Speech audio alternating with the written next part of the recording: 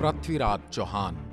दोस्तों, इस समय लोग किताबों से ज्यादा अपनी आंखों से देखी जाने वाली चीजों पर यकीन करने लगे हैं और शायद यही वजह कि बॉलीवुड अब लगातार हमारे इतिहास से जुड़ी सच्चाई लोगों तक पहुंचाने का काम कर रहा है।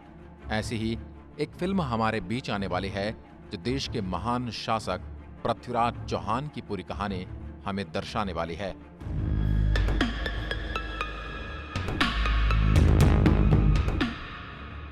दोस्तों, ये वही शासक है जो 12वीं सदी में उत्तरी भारत के अजमेर और दिल्ली के राजा हुआ करते थे। ये वही पृथ्वीराज चौहान हैं जिन्होंने मोहम्मद गोरी को लगातार 17 बार युद्ध में हराया था। और ये वही पृथ्वीराज चौहान है जिनका प्रेम भी अमर हुआ और आज तक उनकी प्रेम कहानी लोगों के मन में बसी हुई है। ये वही पृथ्वीराज चौहान है दोस्तों जिन्होंने मरते दम तक अपनी दोस्ती निभाई थी और दुश्मन की तलवार भी इन्हें मार नहीं सकी थी। ऐसी ही और भी बहुत सी हैरान करने वाली बातें आपको पृथ्वीराज चौहान के बारे में देखने को मिलने वाली हैं।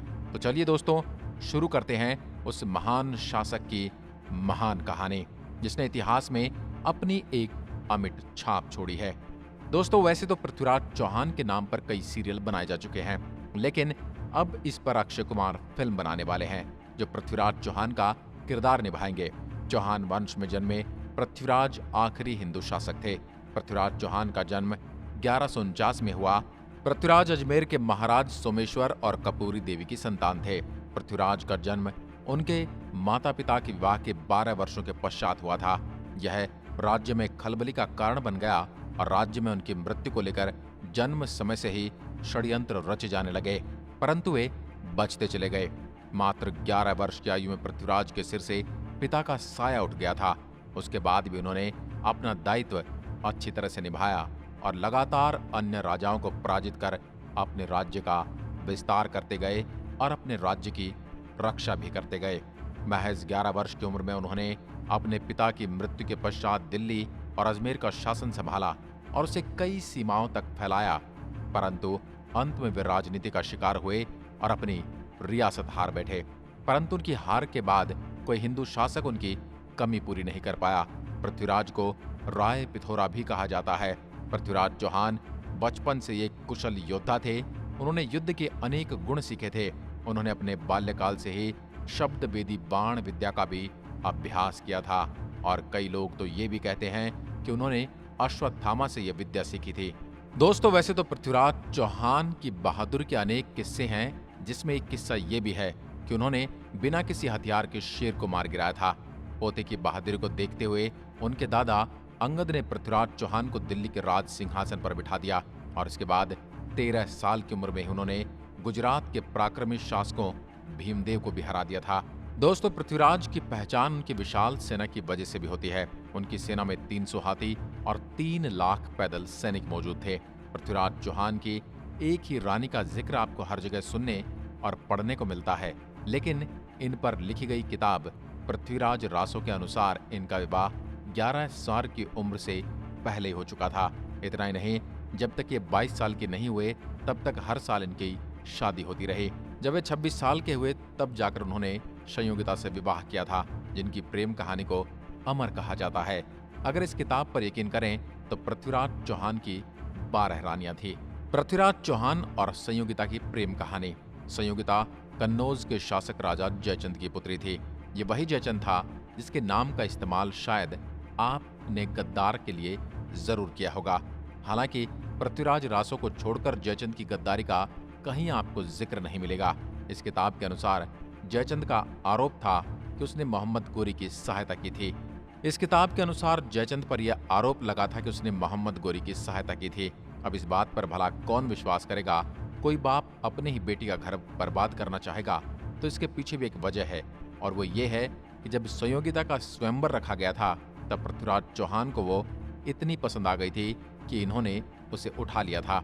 जब पृथ्वीराज संयोगिता को लेकर वहां से भागने लगे तब जयचंद ने सिपाहियों को घेरा बनाकर उन्हें रोकने को कहा था, लेकिन जैसे ही राजा जयचंद ने देखा कि घोड़े पर आगे पृथ्वीराज बैठे हैं और पीछे संयोगिता, तब राजा समझ गए कि न केवल पृथ्वीराज ने अपनी पुत्री को चुना है बल्कि उनकी पुत्री ने भी पृथ्वीराज को चुना है।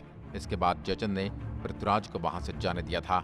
एक साथ हुई थी पृथ्वीराज चौहान और संयोगिता की हत्या। पृथ्वीराज और संयोगिता की अमर प्रेम कहानी इतिहास में एक खास जगह रखती है। लोगों ने पहले एक दूसरे को चुना और फिर एक साथ ही दोनों ने दुनिया को छोड़ दिया। चंद्रवरदाई और पृथ्वीराज बचपन के दोस्त थे। जब पृथ्वीराज का शासन बढ़ने लगा तब मोहम्मद गोरी की नजर दिल्ली पर पड़ी। मोहम्मद गोरी ने दिल्ली को हथियाने के लिए कई बार आक्रमण किया, लेकिन हर बार उसे पृथ्वीराज चौहान द्वारा हार का मुंह देखना पड़ा।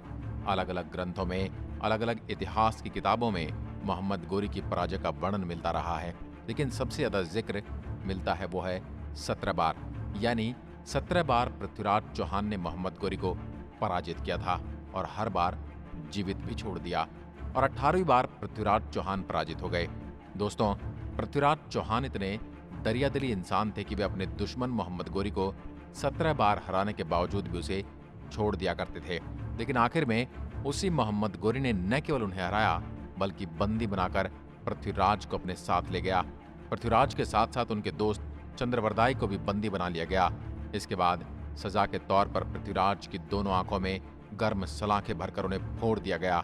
इसके बाद मोहम्मद गोरी ने चंद्रवरदाई से पृथ्वीराज की आखिरी इच्छा पूछने की बात कही। जब मोहम्मद गोरी को पता लगा कि पृथ्वीराज चौहान शब्दभेदी बाण कला में निपुण है, तो कला प्रदर्शन के लिए गोरी ने उन्हें मंजूरी दे दी। अब वो समय आया जब पृथ्वीराज चौहान को प्रदर्शन दिखाना था, लेकिन इससे पहले ही उन्होंने अपने मित्र चंद्रवरदाई के साथ मिलकर गौरी को मारने की योजना बना ली थी। जैसे ही महफिल शुरू हुई, चंद्रवरदाई ने एक दोहा कहा था, 4 बांस 24 गज अंगुल अष्ट प्रमाण, ताऊ पर सुल्तान है मत चुके चौहान।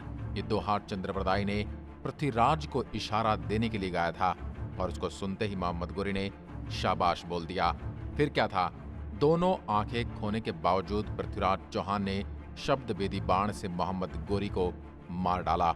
लेकिन अपनी दुर्गति से बचने की खातिर पृथ्वीराज चौहान और चंद्रवरदाई ने इस यातना भरे जीवन से छुटकारा पाने के लिए एक दूसरे को इस जीवन से मुक्त कर दिया। ये वो दिन था जब एक साथ 4 लोगों की मौत हुई थी। एक शासक मारा गया था, एक दोस्त ने जान दे दी और एक पति के मरने की खबर सुनकर संयोगिता ने जान दे दी। आज की वीडियो में बस इतना ही। अगर वीडियो पसंद आया तो लाइक कीजिए और ऐसी वीडियो देखने के लिए हमारे चैनल को भी सब्सक्राइब जरूर करें। धन्यवाद।